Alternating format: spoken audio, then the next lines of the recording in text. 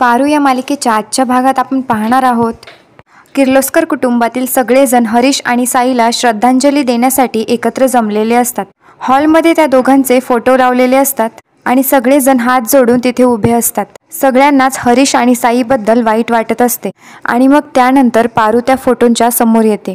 ती रडतच साई आणि हरीशच्या फोटोकडे बघत असते। तिला हरीशसोबत घालवलेले सगळे क्षण आठवत असतात।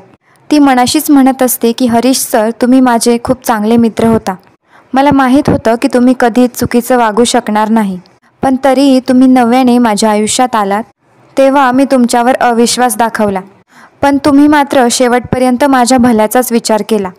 तुम्ही माझ्या गणीचा जीव वाचवला, पण मला मात्र तुमच्या भावाचा जीव वाचवता आला नाही। खरंच मला माफ करा। आणि त्यानंतर पारू खूप रडू लागते। तिची अवस्था बघून घरातल्या सगळ्यांनाच खूप वाईट वाटतं। मग अहिल्या पुढे येत पारूला सावरते, तिला आधार देते। तर पारू रडतच अहिल्याला म्हणते की देवी आई, हरीश सर वाईट नव्हते। त्यावर अहिल्या पारूला म्हणते की हो पारू, माहिती आहे मला, हरीश वाईट नव्हता, त्याला नाईलाजाने असं वागावं लागलं। आणि त्या दिवशी सुद्धा तो ऑफिसमध्ये काहीतरी शोधाशोध करतच होता। मी त्याला विचारलं देखील, पण तो काही न बोलताच तिथून निघून गेला। आणि मग पारू म्हणते की त्या दिवशी सुद्धा ते दिशा मॅडम आणि अनुष्का मॅडमच्या विरोधातच पुरावे शोधत होते। आणि ते ऐकून अहिल्याला तिच्या चुकीची जाणीव होते। आणि मग अहिल्या पारूला म्हणू लागते की पारू, तुझा आणि हरीशचा संसार तर होऊ शकला नाही, मात्र साई आणि हरीश ज्या आश्रमामध्ये राहत होते तो आश्रम आपण दत्तक घेणार आहोत। आणि आपल्याला जी नवीन शाळा सुरू करायची आहे ना, ती शाळा आपण तिथेच सुरू करणार आहोत। आणि त्या शाळेला नावसुद्धा आपण हरीशचंच देणार आहोत। हे ऐकून घरातील सगळ्यांनाच खूप आनंद होतो। मग अहिल्या पारूला सांगते की पारू, त्या आश्रमाची आणि त्या शाळेची सगळी जबाबदारी मी फक्त तुझ्यावरच सोपवणार आहे। आणि मग त्यानंतर ती त्या शाळेबद्दल आणि आश्रमाबद्दल माहिती असणारा पेन ड्राईव्ह देखील पारूला देते। आणि तिला सांगते की प्रिया आहेच तुझ्या मदतीसाठी, तुम्ही दोघींनी मिळून देखील या आश्रमाची जबाबदारी उचलायची आहे आणि शाळेचं सुद्धा काम पूर्ण करायचं आहे। यावर प्रिया आनंदाने हो म्हणते। तर पारूला काय बोलावं तेच सुचत नाही। इकडे प्रीतम आणि मारुती तर खूपच खुश असतात आणि अहिल्याच्या या निर्णयाचं कौतुक देखील करत असतात। त्यानंतर प्रिया तिच्या खोलीत जाते। ती रडतच एकटी बसून असते। तिला ती पारूसोबत किती वाईट वागली होती हे सगळं आठवतं। पारू त्या ठिकाणी येते तर प्रिया तिच्यासमोर हात जोडत रडतच तिची माफी मागत असते। ती म्हणते की पारू, मला माफ कर, मी त्या अनुष्कावर विश्वास ठेवला आणि तुझ्यावर अविश्वास दाखवला, तुझ्यावर हात उचलला। तर पारू तिला म्हणते की मॅडम, जे काही घडलं त्यात तुमची काही चूक नाहीये। अनुष्का मॅडम वागतच अशा होत्या की कोणीही त्यांच्यावर डोळे झाकून विश्वास ठेवला असता। तुम्ही प्लीज हात जोडून माझी माफी मागू नका, मला अवघडल्यासारखं होतंय। हे ऐकून प्रिया म्हणते की नाही पारू, मी खरंच खूप मोठी चूक केलीये आणि माफी तर मला मागायलाच हवी। तू माझी चांगली मैत्रीण आहेस हे मी विसरूनच गेले होते। तुझ्यामुळे आणि माझं आणि प्रीतमचं लग्न होऊ शकलं। त्यावर पारू म्हणते की प्रिया मॅडम, जे घडलं ते आपण मागे सोडून देऊ आणि पुढे जाऊ। प्लीज तुम्ही माझी अशी माफी मागू नका। त्यावर प्रिया म्हणते की हो पारू, पण यापुढे मी कधीच तुझ्यावर असा अविश्वास दाखवणार नाही। तुला नेहमीच आपल्या दोघींच्या मैत्रीचा अभिमान वाटेल। हे ऐकून पारूही खुश होते आणि प्रेमाने प्रियाला मिठी मारते। तितक्यात एक नोकर तिथे येतो आणि त्या दोघींना सांगतो की तुम्हाला अहिल्या मॅडमने बाहेर बोलवलंय। इकडे अहिल्या इतर सर्वांसोबत हॉलमध्ये बसलेली असते। प्रिया आणि पारू आल्यानंतर अहिल्या त्यांना सांगते की आश्रमाची आणि शाळेची जबाबदारी मी तुमच्या दोघींवर सोपवली आहे। तुम्हाला जर काही मदत लागली तर तुम्ही आदित्य आणि प्रीतमची मदत घेऊ शकता। आणि त्यावर त्या दोघीही हो म्हणतात। आणि त्यावर पारू तिथून जाण्यासाठी निघते, पण तेवढ्यात आदित्य तिला थांबवतो। आदित्य म्हणतो की थांब पारू, गेल्या काही दिवसांपासून इतकं सगळं घडतंय ना की तुझ्याशी बोलायला मला वेळच मिळाला नाही। मग त्यानंतर तो सगळ्यांसमोर पारूचं भरभरून कौतुक करू लागतो।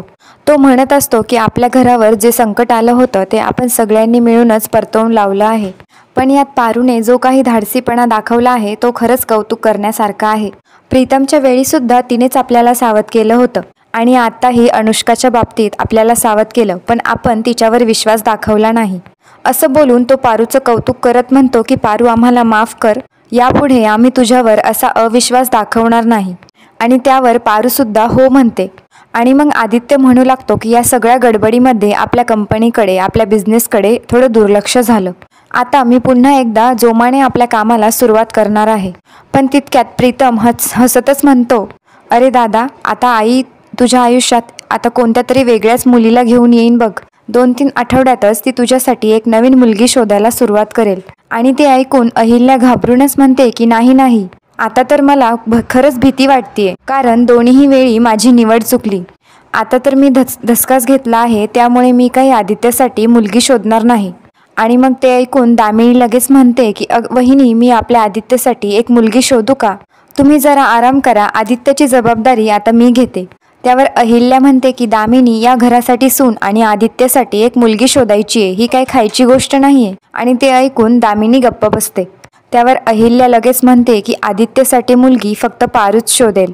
त्यावर पारू काही बोलणार तेवढ्यात दामिनी म्हणते की वहिनी, हे काय बोलताय तुम्ही? आता काय तुम्ही आदित्य आणि पारूचं लग्न लावून देणार आहात का? पण ते ऐकून अहिल्या चिडून बोलते की दामिनी, शांत बस आणि आधी माझं म्हणणं ऐकून घे. मी असं म्हणत होते की आता आदित्यसाठी मुलगी पारू शोधेल, कारण आदित्यला कशी बायको हवी आहे आणि या घराला कशी सून हवी आहे हे फक्त पारूलाच समजतंय. आणि मग ती पारूला सांगते की पारू, आता ही देखील तुझी जबाबदारी आहे की तू आदित्यसाठी आता त्याला हवी अशी योग्य जोडीदार शोधायची. आणि त्यावर पारू नाईलाजाने हो म्हणते. त्यांचं बोलणं सुरू असतानाच आदित्यला एक कॉल येतो आणि त्याला समजतं की त्यांच्या कंपनीच्या लोगोला एक बेस्ट लोगो म्हणून पुरस्कार मिळाला आहे.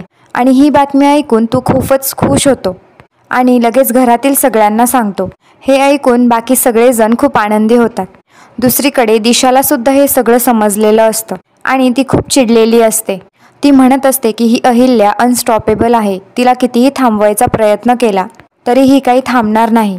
आता हिच्या कंपनीला सुद्धा बेस्ट लोगोचा अवॉर्ड मिळालाय.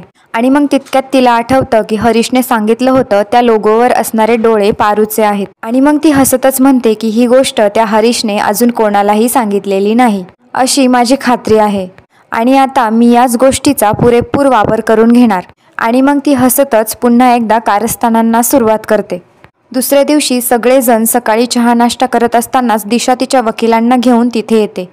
तिला बघून सर्वजण खूप चिडतात आणि तू इथे कशासाठी आली आहे असं विचारू लागते. आणि मग ती हसतच म्हणत असते की मला आत्ताच कळलं, तुमच्या कंपनीला एक बेस्ट लोगो म्हणून पुरस्कार मिळाला आहे, म्हणूनच मी तुमचं अभिनंदन करण्यासाठी आले. पण खरं तर तुम्हीच माझं अभिनंदन करायला हवं. ते ऐकून अहिल्या चिडून म्हणते की दिशा, हे काय चाललंय तुझं? तू कशाला आमच्या आयुष्यामध्ये शिरण्याचा प्रयत्न करते? त्यावर दिशा हसतच म्हणत असते, कारण मला हे सगळं करताना खूप मजा येते. काहीही झालं तरी मी तुमच्या आयुष्यात ढवळाढवळ करत राहणारच. आणि तिचं असं बोलणं ऐकून घरातील सर्वजण खूप चिडतात. तर या मालिकेच्या पुढील भागामध्ये आपण पाहणार आहोत दिशाचा वकील आदित्यला एक नोटीस देतो. अहिल्या विचारते की काय आहे आदित्य? त्यावर आदित्य चिडून म्हणतो, आई, या दिशाने आपल्याला लीगल नोटीस पाठवली आहे. त्यावर असं लिहिलं आहे की आपल्या कंपनीच्या लोगोवर ज्या मुलीचे डोळे आहेत त्या मुलीचे सगळे राईट दिशाकडे आहे. हे ऐकून अहिल्या तर तिच्यावर खूपच चिडते. त्यानंतर मग पोलीस हरीशचं सामान घेऊन घरी येतात आणि ते सगळं सामान दामिनीकडे देत म्हणतात की यात हरीशचं काही सामान आणि एक पेनड्राईव्ह सुद्धा आहे, तो प्लीज तुम्ही बघून घ्या. आणि त्यावर दामिनी हसतच ते सामान ताब्यात घेते.